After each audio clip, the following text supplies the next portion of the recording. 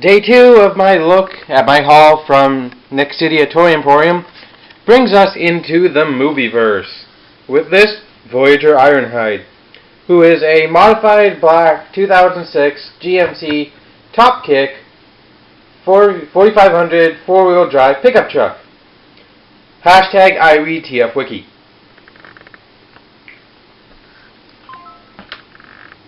Thank you for that, TF Wiki. And boy, oh boy, is this a sexy truck.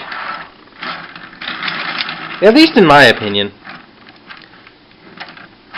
This is my first pickup truck transformer. And aside from a few minor issues, this is a beautiful vehicle mode. You got your blue headlights. Not headlights, but whatever these lights are supposed to represent. Orange headlights, or clear headlights. Everything's a headlight apparently. I'm not a vehicle person. I just like playing with them. Got a nice solid bumper with road armor and road armor. There, got of course your GMC logo, which is cut in half by the unfortunate panel line in the front hood of the truck. You got your windshield wipers, translucent windshield. You come around. The only slightly different plastic is the doors, which are a matte finish compared to a shiny finish for the rest of the truck. And obviously you've got exposed weapons, which I'll come back to later. I painted the wheel wells silver because I can't stand all black wheels. So this little bit of silver makes the wheels pop. It rolls very nicely.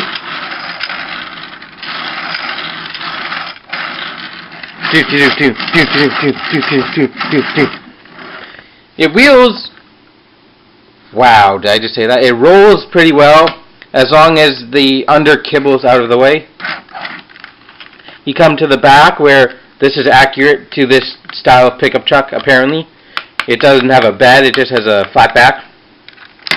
You got your one Autobot symbol molded into the back. You got your tail lights nicely picked out in paint. You got your 4x4. Nice logo there. The panel lines fit perfectly for the truck because that line, I assume, is where the door opens, and that line there, again, where just the door opens. You even got some nice molding in detail for the door handle, and even some side view mirrors. And you've got your smokestacks, which, from what I've seen, were supposed to be a lot bigger. Just for someone who's going to say, hey, it's inaccurate, who cares? So is silver painted rims, apparently, but I don't give a damn.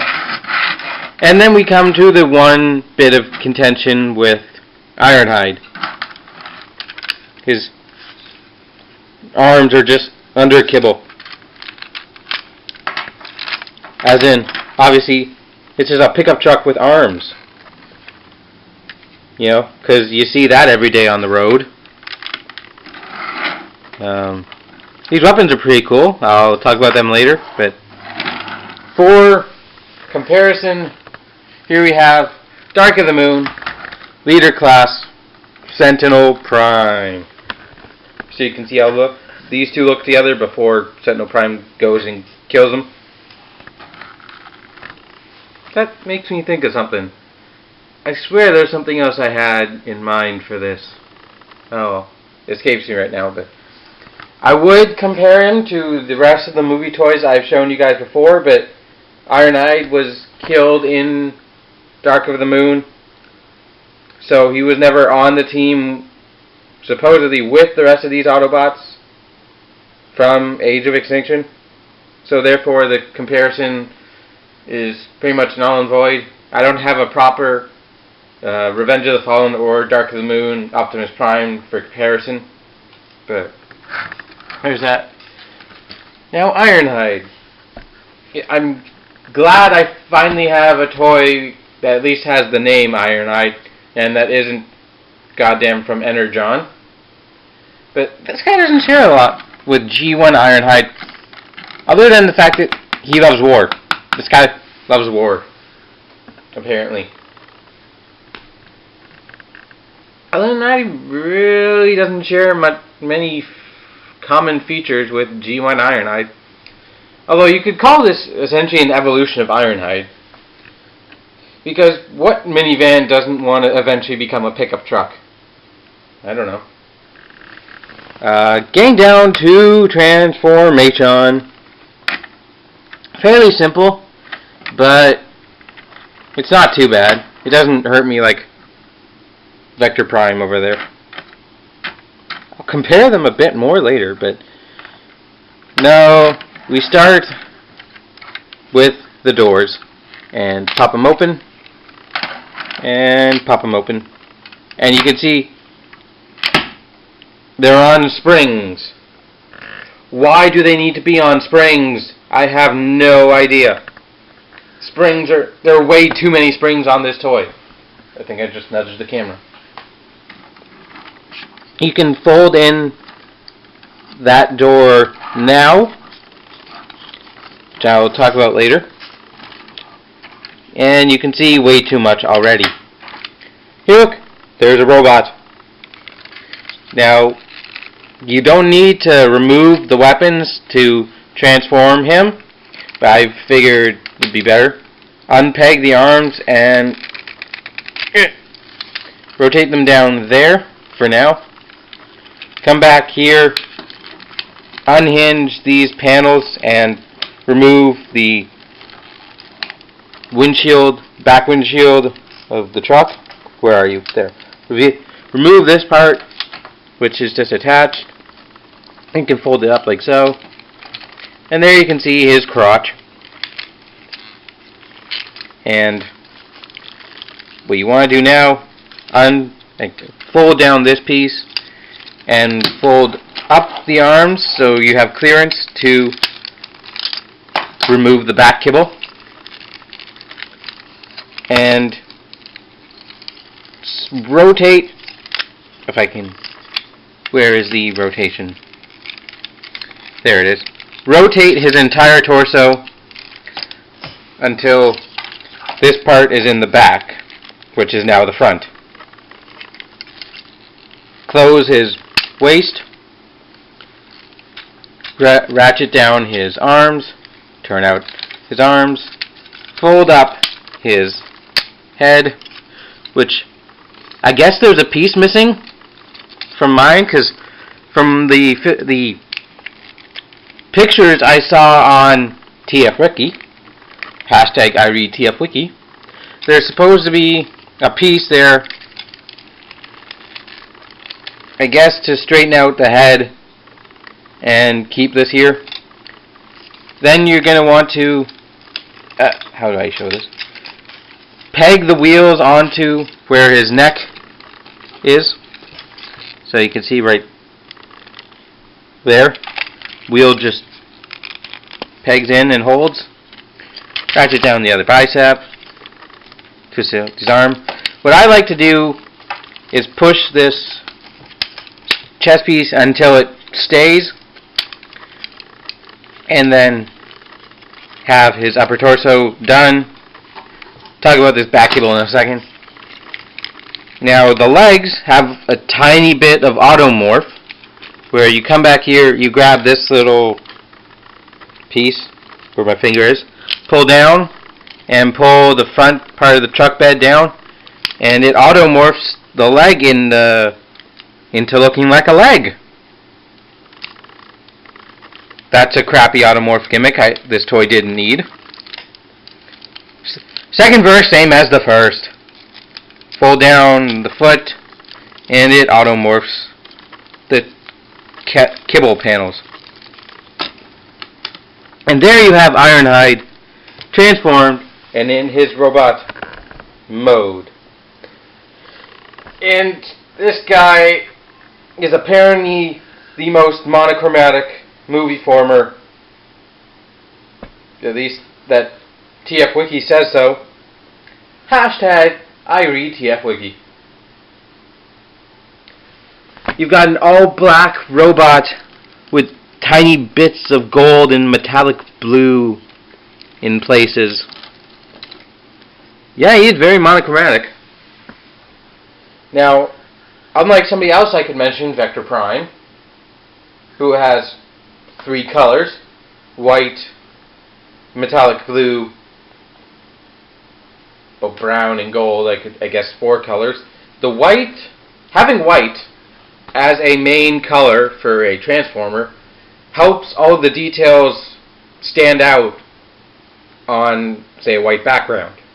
As you can see, if I picked a black background for this review, Ironhide would probably get lost in the black, which is what happens with most details when you have an all black background. So, there's just that. Now, what do we say about this robot? He does look every bit the muscle bag murder Autobot he's supposed to, with broad shoulders, kind of skinny arms, really, if you think about it. Decent sized torso, thin hips which go into these powerful, colossal, kibbly shins, with really odd feet that hardly keep him standing. Detail-wise, he's pretty good for a Bayformer, actually. And I know this opinion's probably gonna get me quite a bit of hate, but I do actually like Bayformers. Before you all boo, give me a second to explain. Honestly, I think the cartoon guys, especially from G1 up until Beast Wars, look too cute to be threatening invaders from space. This is just my opinion. I think the Bayformers would make a better example of what an invading alien race that can transform would look like. Like, I'd be a hell of a lot more scared of this than, say, G1 Ironhide or even G1 Ratchet. A lot of those guys do not look scary. But this guy, I could imagine being scared of seeing him out in the middle of Chicago or somewhere. But we're here to talk about the toy. Posability isn't bad. Head can move 360. He does have light piping. Light piping! Give me a second.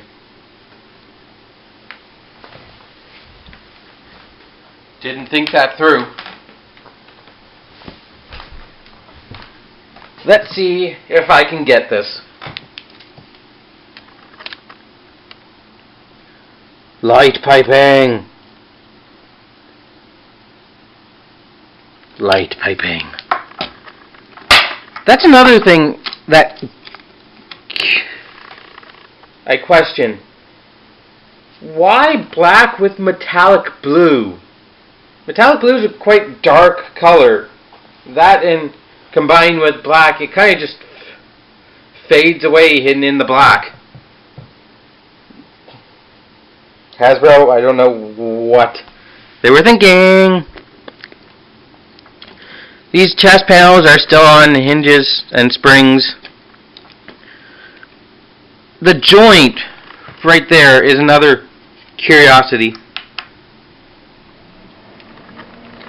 The hinge is translucent blue plastic. Why? It's just gonna snap after not a lot of wear. But I digress. Shoulders, not bad. They ratchet forward and get in the the kibble shoulders get in the way. In and out. And then you unpeg the tire. Bicep swivel. 90 degrees of elbow. And a ball jointed wrist. Which would be good if they actually folded up into the truck mode. Nothing at the waist, but you can do that. Or that.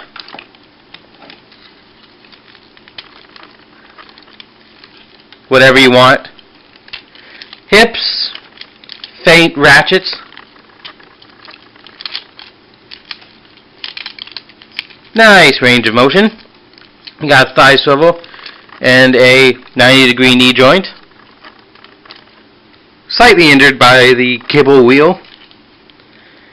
And you got your foot on a joint. So you do the transformation, it goes up. Now these legs are my other slight bit of contention with him. There's way too many springs. I get it's for automorph gimmick, but the gimmick is horrible. Like, the gimmick is unnecessary. You don't need an automorphing panel that just folds onto the side of his leg. Thanks, Hasbro. You saved me all but 2 seconds of fold the panel to the side. And spring-loaded tires. Who thought that was a good idea? It can't hold anywhere. It sits there. That's the only place it actually sits. Overall, this is actually a pretty nice movie toy. If you're into collecting the Bayformers, this is a nice slab of murders Autobot to get your hands on. Accessory-wise, he comes with these two arm-mounted cannons, which are highly inaccurate to the ones in the movie. And you just plug them onto his arms.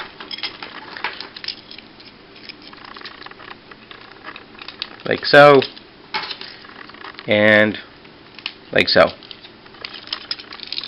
Which looks pretty threatening, right?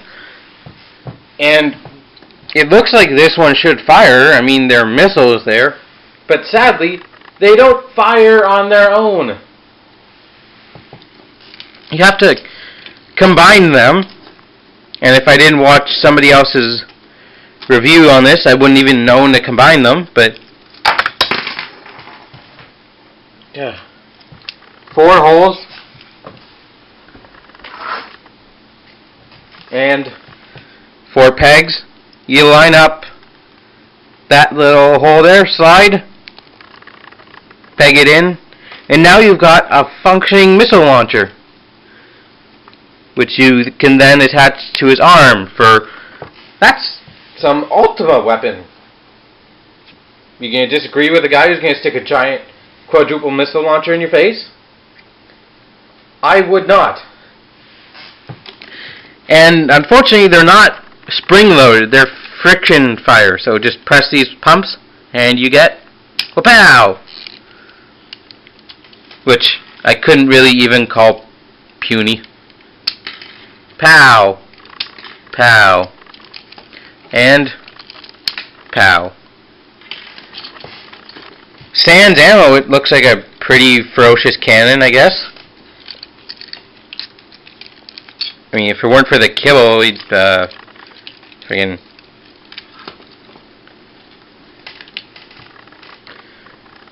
This guy's not good to pose. His feet can barely keep him standing. Coming back to the back kibble, it has a couple hinges, so you can do with it what you so desire. You can attach it, or you can keep it off. It just attaches to a peg right there. Translucent blue peg. Again, why? And it's at a slant. Translucent blue slant.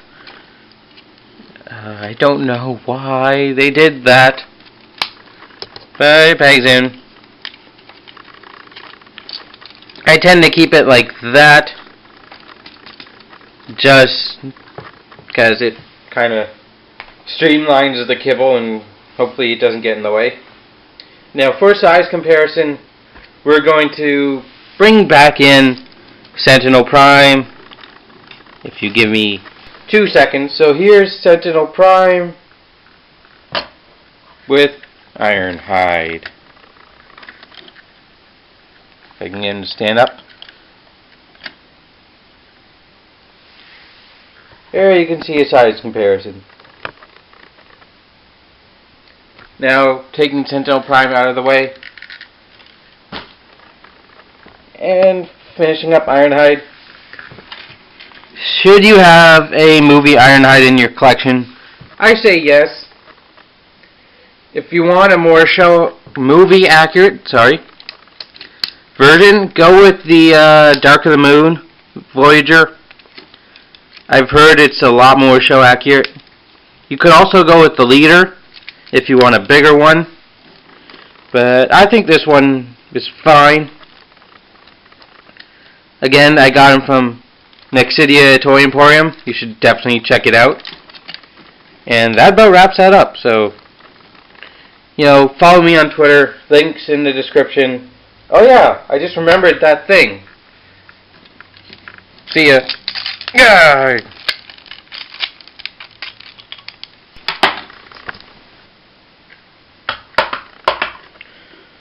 Sentinel Prime, what are you doing here? Well, I was gonna kill you, but I forgot my weapons. Do you want to go get a pizza? Yeah, sure.